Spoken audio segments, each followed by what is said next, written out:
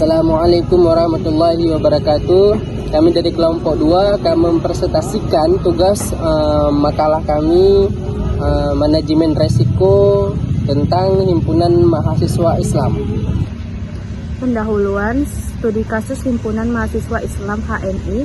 Himpunan Mahasiswa Islam HMI dipilih karena organisasi mahasiswa terbesar dan tertua di Indonesia yang memiliki struktur, visi, misi, serta aktivitas yang konkret sehingga organisasi ini relevan untuk evaluasi manajemen risiko, terutama dalam pengelolaan sumber daya manusia, keuangan, dan program kegiatan. Gambaran umum organisasi. Nama Himpunan Mahasiswa Islam didirikan 5 Februari 1947 di Yogyakarta oleh Raflan, Pane, dan sejumlah mahasiswa Universitas Islam Indonesia. Visi terbinanya insan akademis, pencipta dan pengabdi yang bernafaskan Islam serta bertanggung jawab atas terwujudnya masyarakat adil makmur yang diridhoi Allah SWT. Misi mengembangkan potensi mahasiswa agar menjadi insan berilmu dan berakhlak. 2. Menegaskan nilai-nilai Islam di kampus dan masyarakat.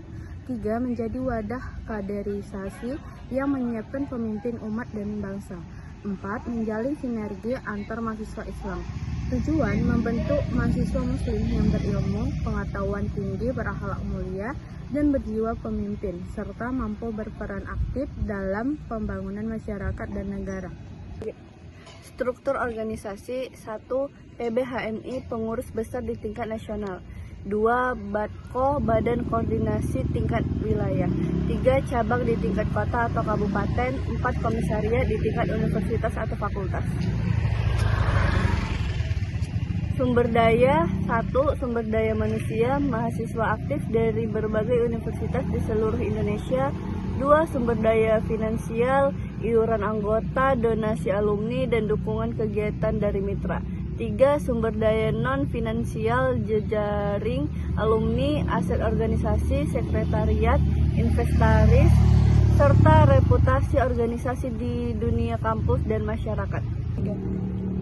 Selanjutnya yaitu alasan memilih organisasi. Yang pertama, memiliki sistem organisasi yang besar dan kompleks. Kedua, menjadi wadah pembinaan mahasiswa. Yang ketiga, banyak aktivitas eksternal dan internal seperti pelatihan, seminar, dan advokasi sosial yang membutuhkan perencanaan dan pengawasan ketat. Yang keempat, relevan dengan studi manajemen risiko, karena HMI sering menghadapi tantangan seperti konflik internal, kesalahan administrasi, hingga keterbatasan pendanaan.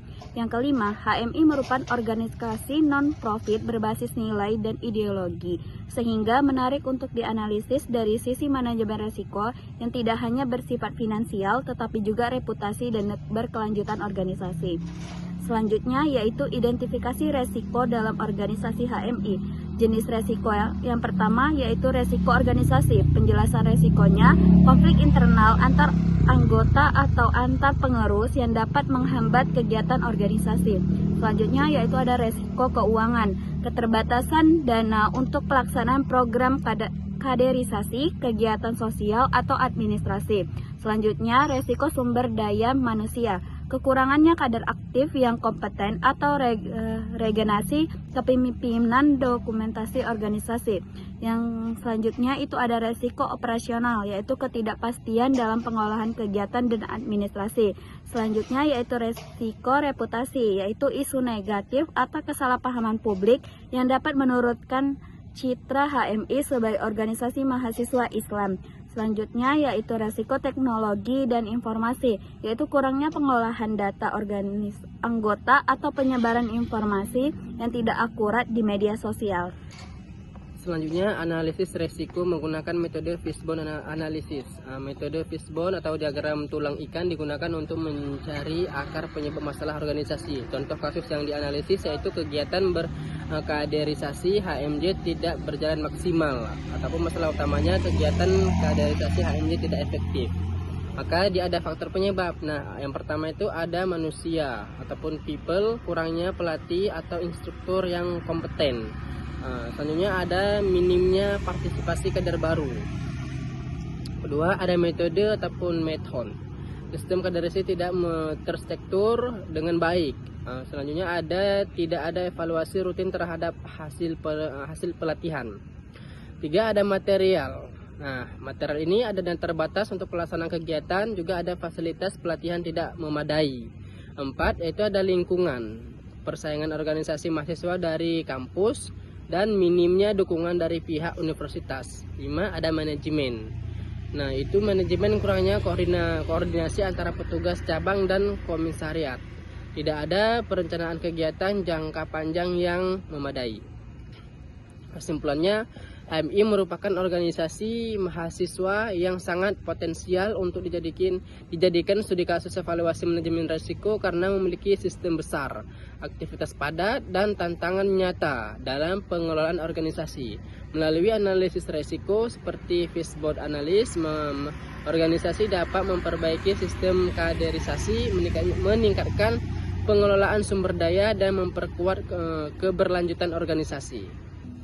Cukup sekian presentasi dari kelompok kami. Apabila ada salah kata mohon maaf. Saya akhiri kalam. Wabillahi taufiq wal hidayah. Wassalamualaikum warahmatullahi wabarakatuh.